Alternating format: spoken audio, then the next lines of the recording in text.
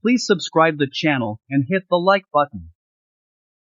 The Kremlin announced late on June 24 that Belarusian dictator Alexander Lukashenko negotiated a deal under which Wagner Group financier Yevgeny Prigozhin will travel to Belarus without facing criminal charges in Russia. Some portion of Wagner Group fighters will sign contracts with the Russian Ministry of Defense, and no Wagner personnel will be charged for their involvement in an armed rebellion. Kremlin spokesperson Dmitry Peskov announced that Russian authorities will drop the criminal case against Prigozhin and that Prigozhin will go to Belarus, thanking Lukashenko for his role in mediating the deal with a higher goal to avoid bloodshed. Lukashenko's press service earlier broke the news about the deal, reporting that Lukashenko negotiated with Prigozhin and claiming that Lukashenko and Putin agreed to undertake bilateral actions to resolve the crisis earlier in the day. Lukashenko stressed the importance of avoiding a bloody massacre and ensuring security guarantees for Wagner fighters. Prigozhin released an audio message after the initial Belarusian report, claiming his march for justice achieved its goal and that he ordered Wagner forces back to their training grounds to prevent the situation from turning bloody after Wagner forces already killed over a dozen Russian personnel. Prigozhin notably did not mention Lukashenko's involvement or the details of any negotiated deal in his own statement. The specifics of the deal, how and on what timeline it will be implemented, the expected outcomes for each party, and the extent to which all involved parties will follow the agreement, remain unclear at this time. The Wagner Group encircled the Russian Southern Military District SMD's headquarters in Rostov-on-Don and drove to within 330 kilometers of Moscow City on June 23 and 24, prior to the announcement of the deal. Wagner forces will reportedly soon begin withdrawing to their bases, and footage reportedly depicts Prigozhin departing Rostov-on-Don.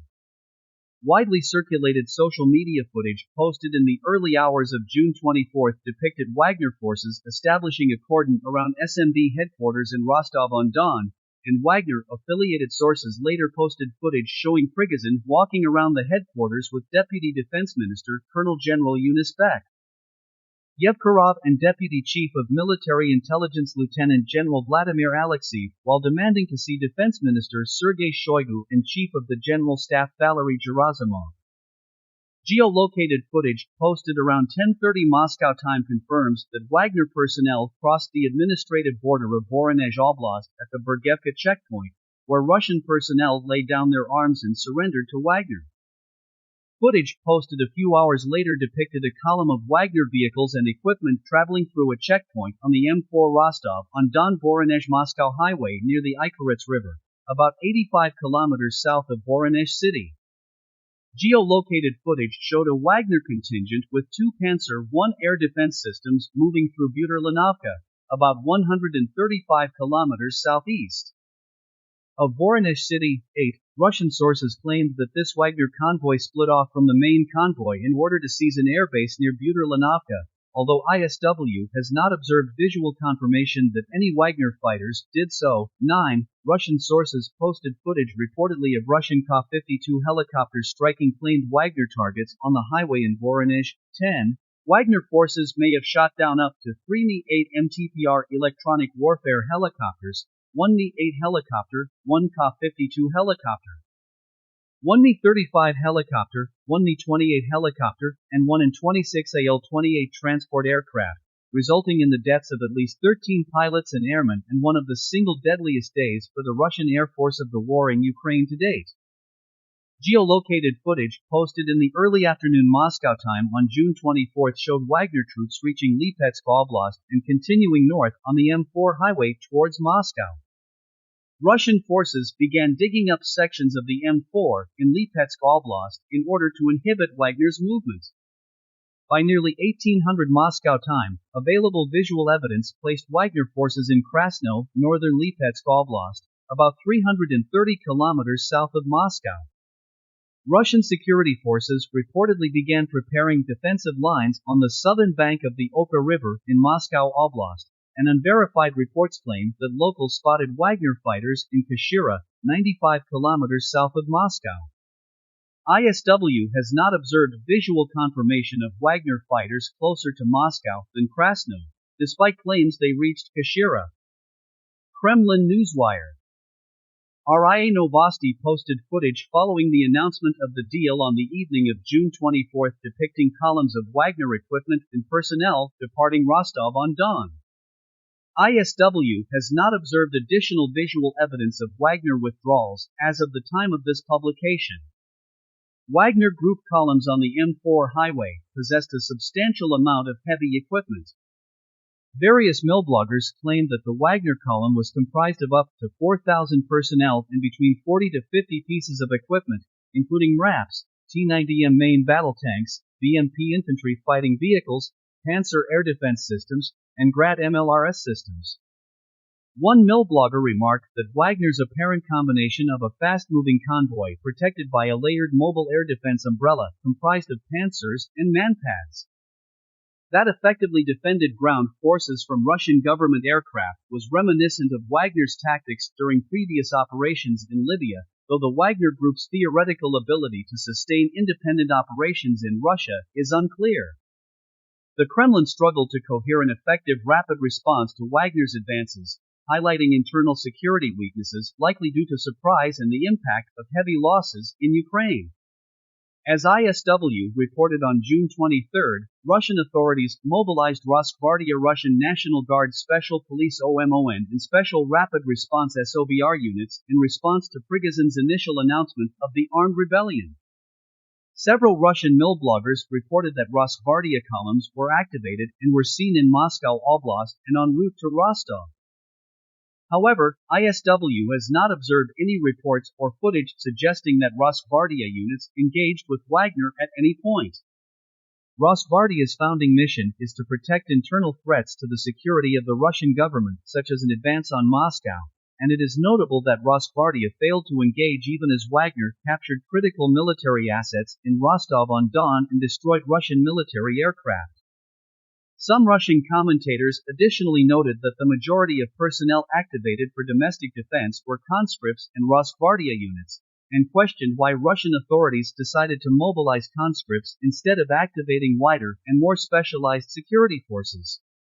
Ramzan Kadyrov's Chechen forces, also theoretically specialized in domestic security, claimed to have activated in response to Wagner advances but never actually met or engaged Wagner, unsurprisingly, and in line with Kadyrov's paramount objective of maintaining his own internal security force.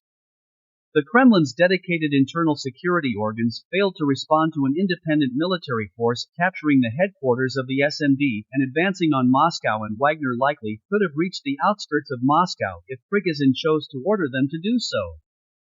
Russian sources were quick to emphasize that Wagner's armed rebellion did not impact Russian forces in Ukraine, but Wagner's actions demonstrated Russia's lack of reserves in rear areas. The Russian MOD immediately blamed Prigozhin's armed rebellion for presenting Ukrainian forces with opportunities, claiming that Ukrainian forces began launching assaults in the Bakhmut direction to exploit the internal upheaval. Russian sources widely voiced concerns that the rebellion could disrupt Russian forces' ability to defend against Ukrainian counteroffensives, but many millbloggers asserted that Russian forces are continuing to repel Ukrainian attacks. A prominent millblogger specifically applauded elements of the SMD serving along the Avdiivka-Donetsk city front for continuing necessary work at the front despite the mess with the SMD headquarters in Rostov-on-Don. Another prominent millblogger argued that Wagner's armed rebellion did not disrupt Russian frontline combat or aviation operations. Prigozhin indicated that he did not want to disrupt ongoing Russian operations in Ukraine or impede Russian military aircraft flying out of airfields in Rostov Oblast, likely to avoid further criticism of his effort. Prigozhin may have also intended to hold the potential to storm SMD headquarters and disrupt Russian operations in Ukraine as leverage in his conflict with the MOD and demands to Putin, and therefore did not launch attacks on the headquarters or MOD personnel that could have led to severe tactical impacts in Ukraine. However, Prigozhin's rebellion has illustrated that Russian forces lack reserves in many rear areas and almost certainly will degrade the morale of Russian personnel in Ukraine, knowledge that Ukrainian forces may use to adjust attempts at breaking through Russian defenses. Putin unsurprisingly elected to back the Russian Ministry of Defense MOD and its ongoing efforts to centralize control of Russian irregular forces, including Wagner, over Prigozhin. Prigozhin attempted to justify his armed rebellion by accusing the Russian MOD, namely Russian Defense Minister Sergei Shoigu and Chief of the Russian General Staff Army General Valery Gerasimov, of causing irreversible Russian losses on the battlefield and for striking a Wagner base, but notably did not criticize Putin. Prigozhin may have deliberately designed his justification to allow Putin to publicly use Shoigu and Gerasimov as scapegoats for his invasion of Ukraine. Putin, however, denounced Prigozhin without explicitly naming him during his televised speech the morning of June 24, indirectly accusing Prigozhin of initiating an armed rebellion and committing treason due to exorbitant ambitions and personal interests.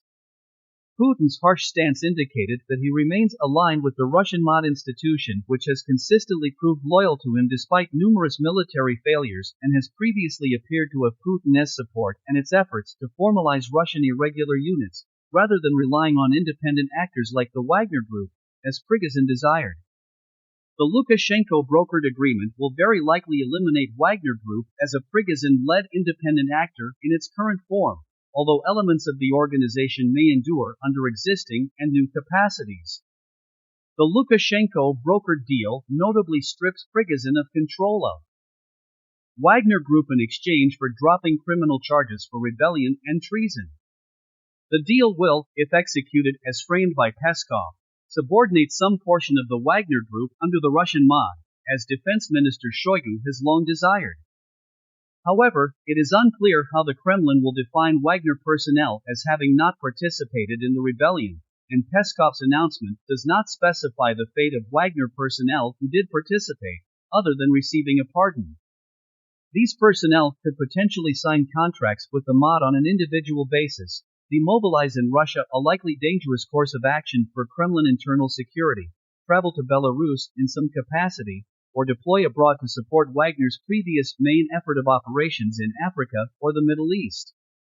It is unclear if Wagner forces will willingly cooperate in their integration under the Russian MOD, or if the Russian armed forces will willingly serve alongside Wagner Group personnel in the future. Putin's stance on Shoigu and Gerasimov remains unclear at this time, and Peskov specified that any military reshuffles are exclusively Putin's prerogative and were hardly discussed during the negotiations. Prigozhin likely gambled that his only avenue to retain Wagner Group as an independent force was to march against the Russian MOD, likely intending to secure defections in the Russian military but overestimating his own prospects.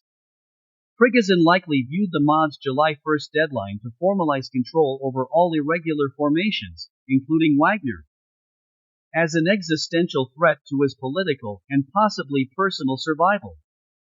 He likely therefore elected to risk using his forces in a bid to change the MOD's leadership rather than lose Wagner Group entirely, and as ISW assessed on June 23, his only real hope for lasting success was to secure MOD defections, and he did not do so. Prigozhin almost certainly planned this effort in advance due to the observed coordination and speed of Wagner movements, but ISW cannot confirm this hypothesis from the open source. Prigozhin's rebellion further eroded his existing support base in the ultranationalist community, Russian government, and within elements of Wagner Group itself. Prigozhin's armed rebellion likely further eroded existing support for Wagner by forcing Wagner-affiliated regional authorities and recruitment organizations to denounce Prigozhin's effort. Kursk Oblast Governor Roman Starovoyt called on Prigozhin to stop his plans and to prevent an internal conflict. Starovoyt acknowledged that Kursk Oblast previously cooperated with Wagner to train personnel for local militias. Union of Donbass Volunteers head Alexander Borodai also denounced Wagner's armed rebellion as a stab in the back against Russia. Prigozhin has likely previously relied on the Union of Donbass Volunteers to access the Russian ultranationalist community's recruitment pool.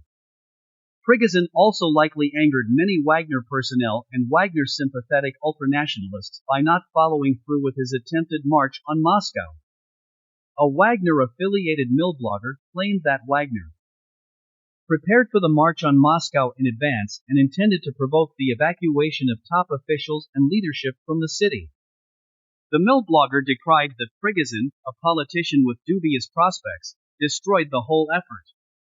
The notable criticism of Prigozhin from a Wagner-affiliated mill blogger is likely reflective of widespread discontent among the pro-Wagner information space that previously applauded the rebellion.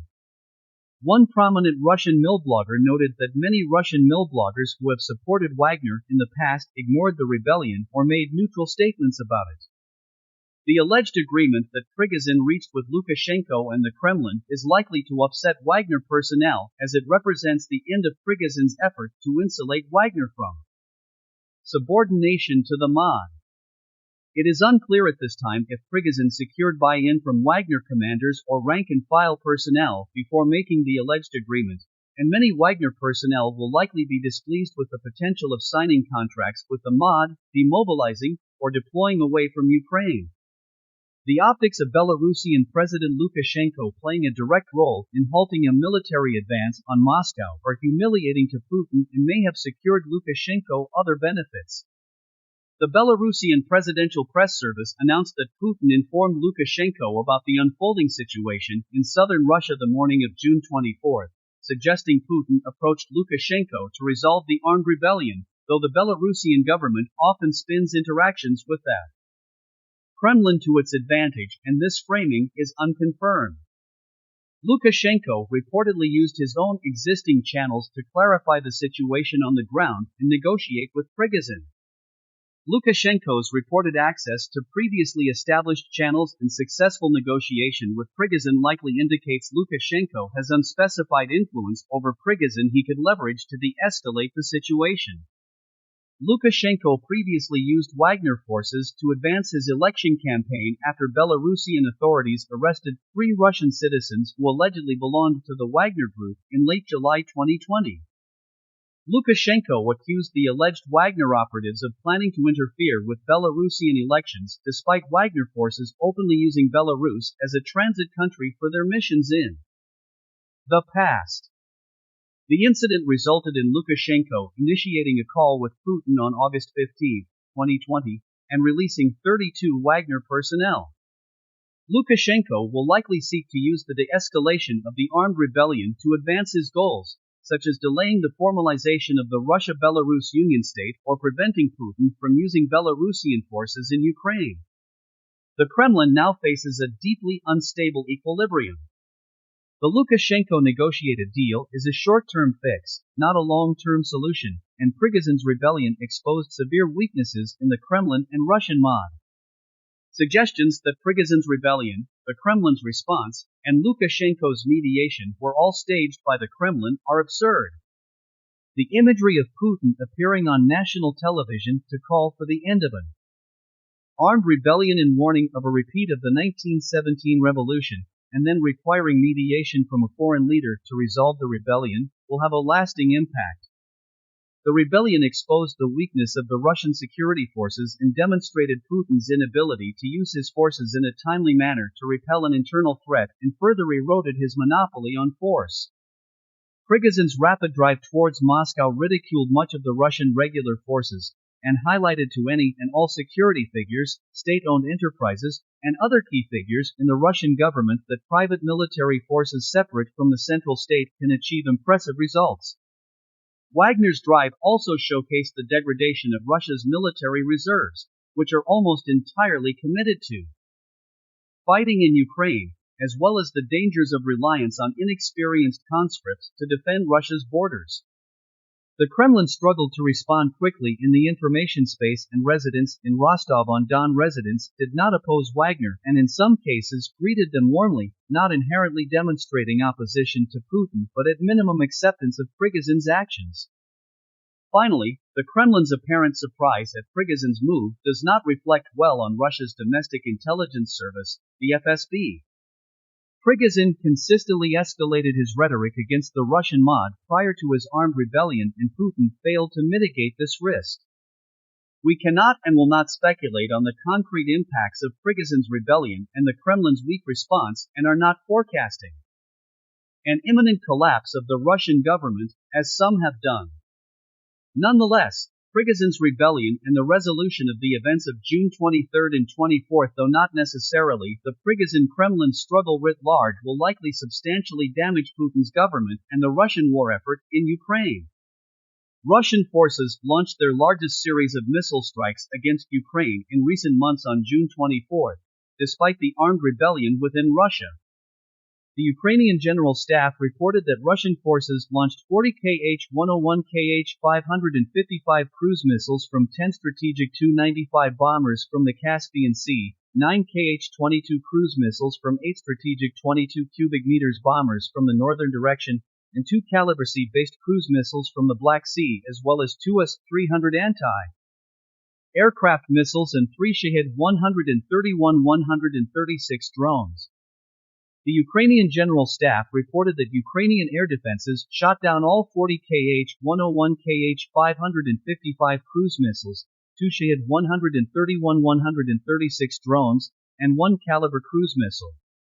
Ukrainian officials reported that Russian forces struck residential areas in Kiev as well as Dnipro City and Kryvyi Rih in Dnipropetrovsk Oblast.